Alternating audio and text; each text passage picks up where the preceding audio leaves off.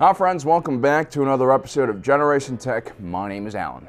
Most people never really get to hit the top speed of their Starship or speeder bike or a Rancor, but for those of us who like to live on the edge, there's nothing more exhilarating than trying to hit the top speed of your vehicle.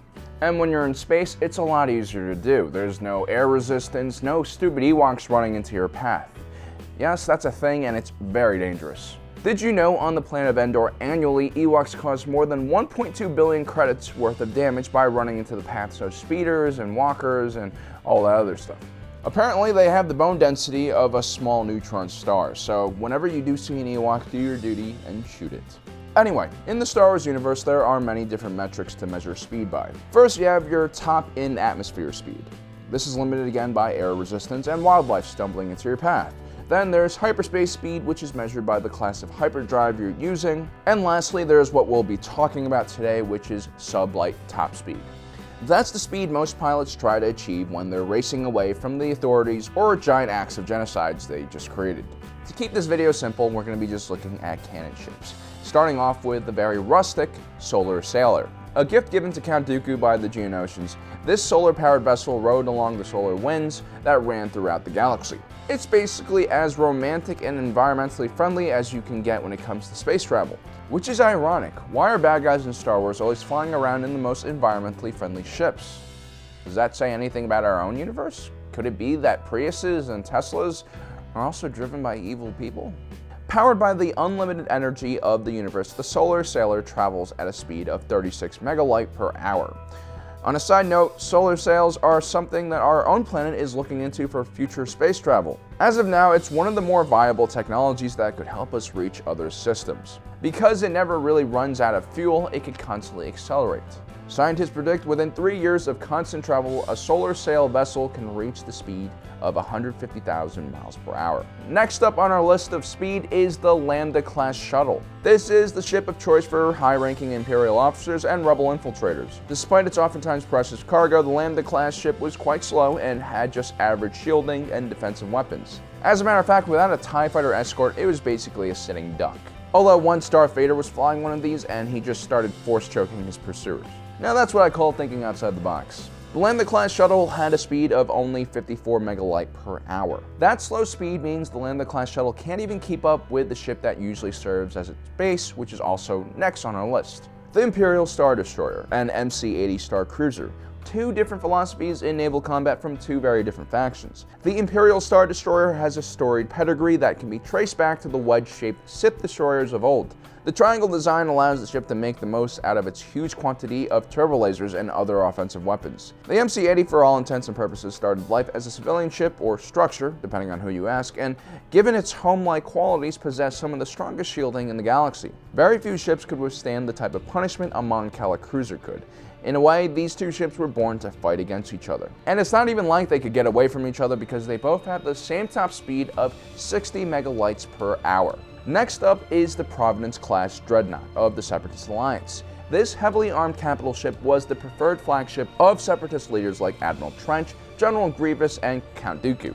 Its favorite offensive weapons, like most Separatist war machines, were guided proton torpedoes and missiles, but it also featured broadside laser turrets, like the wooden ships of the line British Ben used to captain here on Earth. The Providence also happened to be the preferred target of a certain rebel ship, the Y-Wing. Before it was stripped down into a single pilot bomber by the Rebellion, the Y-Wing was one of the main bombers for the Galactic Republic. Back then it still had a rear turret gunner and a decent paint job. The Y-Wing and the Providence both had a top speed of 70 megalight per second, which made them perfect for beating the crap out of each other. Another ship that fell into the speed range was the Slave 1, an upgraded Firespray 31 class patrol vessel. It wasn't all that fast of a ship to begin with, but when Fett got his hands on it, he added a decent hyperdrive and weapons. A lot of weapons. The fastest ship in the galaxy wasn't all that special when it came to sublight speed. Which isn't surprising. The Millennium Falcon started life out as a YT-1300 Corellian freighter, the Star Wars equivalent of a giant forklift. Seriously, the YT-1300 Corellian freighter was designed to tug around giant container ships. It's a miracle that the Falcon's superstructure doesn't just break apart every time Han throws it into one of those crazy maneuvers of his. The Falcon still hits a respectable top sublight speed of 75 megalight per hour, just fast enough to get away from the Slave 1. The legendary Blockade Runner is up next. Otherwise known as the CR90 Corvette, it's pretty much a giant engine with a small compartment for people to stay in. There is a reason why important individuals like diplomats and rebel leaders used this ship. It could outrun most capital ships and was big enough to defend itself from starfighters. It was also terrific for blasting through blockades, obviously. When the Xantha V4 arrived on Tatooine, its hyperspace motivator had fizzled out and its shields and thrusters were already heavily damaged. Had the ship been working a little better, there was no way Vader's Star Destroyer would have been able to catch up and board them. The CR90's top sublight speed was 81 megalight per hour. Now we're going to move on to the realm of starfighters, beginning with the ARC 170 and T-65 X Wing, built by the same company for the same purpose. The ARC 170 and X Wing were some of the most balanced starfighter designs ever built. Featuring a hyperdrive and robust life support system, these ships were terrific for long recon missions behind enemy lines, but also had enough maneuverability, shielding, and power to hold its own in a dogfight. Both the ARC 170 and T-65 X Wing had a top speed of 100 megalight per hour. The basic tie-in space superiority starfighter lacked shielding, hyperspace, adequate life support, and many other things that the X-Wing had.